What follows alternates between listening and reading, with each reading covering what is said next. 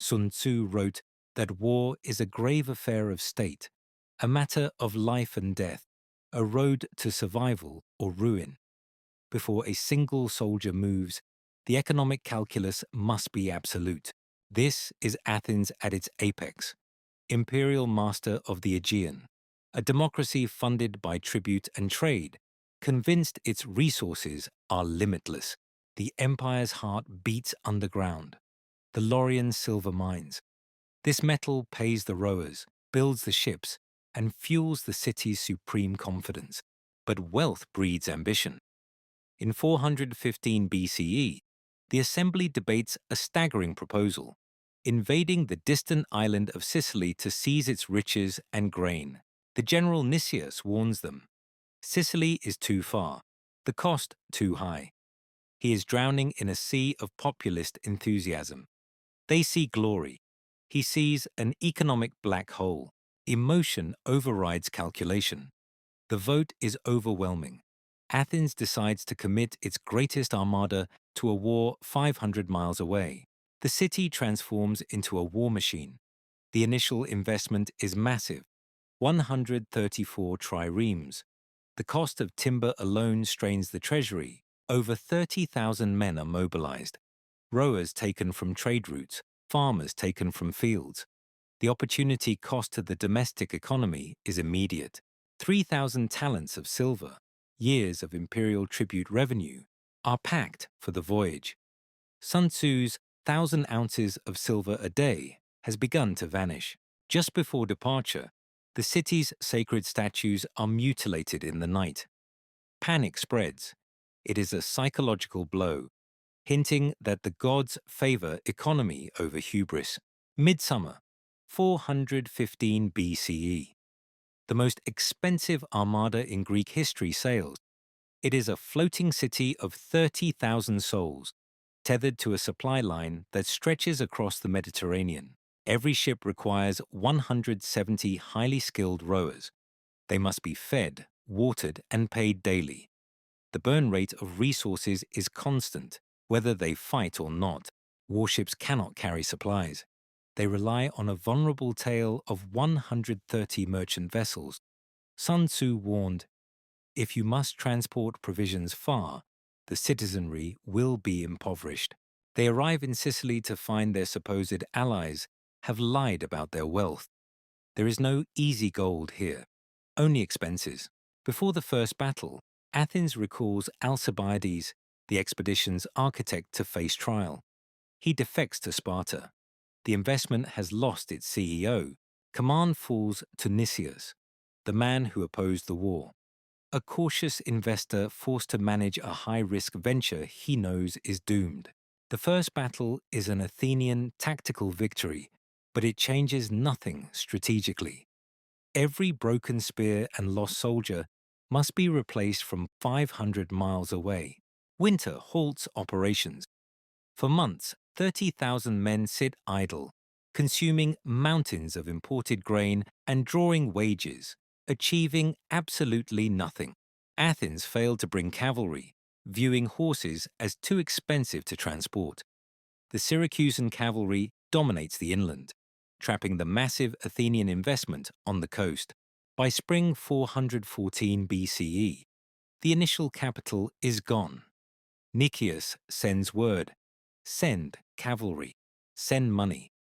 The sunk cost fallacy begins to take hold in Athens. Nicias commits to a siege. They must build a wall to starve Syracuse. It is an immense engineering project, turning soldiers into construction workers. The enemy gets a vote. Syracuse builds counter walls. It becomes a race of resources and labor. The siege is not static. It is an economic competition. Then the game changes. Sparta sends a single general, Gylippus, a low-cost investment that will yield catastrophic returns against Athens. Gylippus brings Spartan discipline. He organizes the defense, boosting Syracusan morale, while the Athenians grow weary of the endless labor. Gylippus's arrival stops the Athenian wall just short of completion.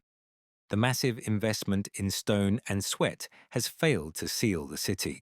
Sun Tzu warned that equipment will deteriorate. The magnificent fleet, kept too long in the water without proper dry docking, is rotting. The ships are growing heavy and slow. The hidden costs multiply. Nestled in the marshlands of the great harbour, disease, malaria, and dysentery begins to decimate the crews. Winter, 413 BCE. Nicias writes a brutal truth to Athens. Our ships have rotted, our crews are wasted away. He begs to be recalled. Back in Athens, the economy is buckling. Trade is disrupted, manpower is gone. The city is hemorrhaging silver to support an army that is slowly dying. Athens refuses to cut its losses. Instead of withdrawing, they vote to send a second armada. They are throwing good money after bad on an epic scale. Spring 413 BCE. General Demosthenes arrives with 73 more ships and 5,000 fresh troops. Athens has now bet almost its entire remaining military capital on Sicily. Demosthenes knows time is money. He launches an immediate, desperate night attack to break the stalemate. It is a high-stakes tactical gamble. The attack is a disaster. In the confusion of darkness, Athenians fight each other. Thousands are lost. The fresh capital has been squandered in a single night. The generals agree. The venture is bankrupt. They must liquidate the asset and retreat before they lose everything. August 27th, 413 BCE. The night before the retreat, a lunar eclipse occurs.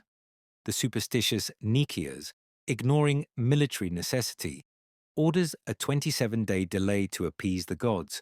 The delay is fatal. Sun Tzu warned that speed is the essence of war.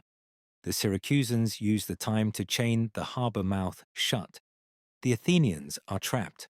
The final naval battle is not warfare. It is a demolition derby in a confined space. Athens' advantages in seamanship are nullified. The rotting hulls shatter. On shore, 40,000 men watch their only ride home sink beneath the waves. The psychological break is total. The fleet is annihilated. The core of Athenian power, decades of shipbuilding and training, is turned to driftwood in an afternoon. They have no choice but to abandon the sea. They burn their remaining ships and prepare for a desperate overland march into hostile territory. They march into the interior, hoping to reach friendly territory. They have no food, little water, and are being hunted. The moral cost is absolute. They are forced to abandon thousands of their own sick and wounded to the mercy of the enemy. The army soul is broken. For days, they are harried by the cavalry they failed to bring. They are bled white, step by step, under a scorching sun. At the Assinarus River, discipline collapses into a mad rush for water. It becomes a massacre. The once great army is reduced to a panicked mob. Nicias surrenders to the Spartan Gylippus, hoping for mercy. The generals are later executed. The investment is officially written off as a total loss. 7,000 survivors are thrown into the stone quarries. Given half a pint of water a day, they die slowly of exposure and starvation over 8 brutal months. When the news reaches Athens, they execute the messenger, refusing to believe the magnitude of the disaster. The denial of reality is the final stage of grief. The homeland collapses. Sparta establishes a permanent fort nearby, cutting off the silver mines. 20,000 skilled slaves escape. The economic engine of Athens seizes up. Athens fights on for 9 more desperate years. But the wound is mortal. The treasury is empty. The manpower is gone. The golden age is over. The Sicilian Expedition remains history's grim testament to Sun Tzu's warning. A state may be exhausted by warfare, but no state has ever benefited from prolonged war.